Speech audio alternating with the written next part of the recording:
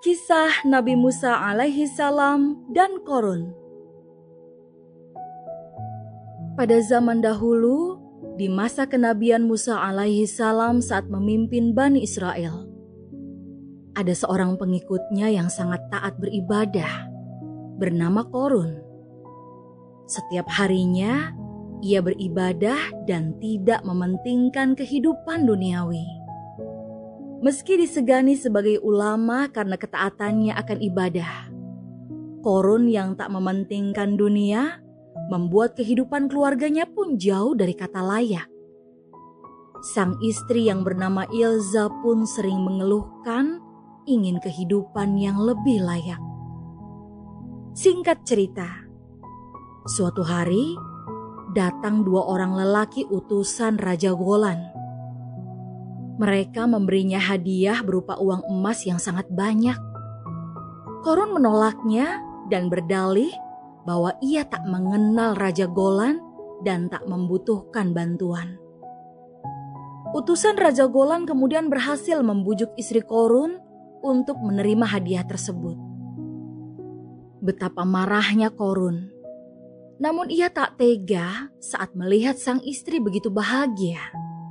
Akhirnya ia juga menerima hadiah yang diutus kedua lelaki tadi. Saat hidupnya mulai berlimpah harta, Qorun kemudian melupakan ibadah. Terlebih, sang istri yang melarang ia untuk mengunjungi Nabi Musa dengan alasan mereka hidup susah ketika menjadi pengikutnya.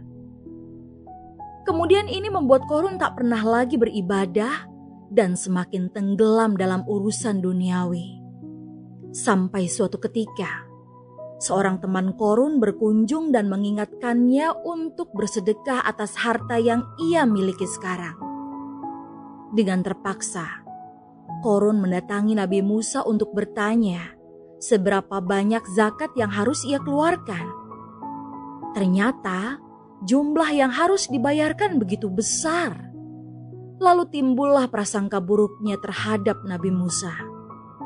Saat itu, kemudian Qorun mulai menghasut saudagar lain untuk tidak membayar zakat. Bahkan sampai tega memfitnah Nabi Musa. Melihat pengikutnya dahulu mulai berubah, Nabi Musa berdoa kepada Tuhan dan tak lama Tuhan mendatangkan azab untuk Qorun. Qorun meminta ampun, tapi semuanya sudah terlambat. Ia beserta hartanya pun habis ditelan bumi.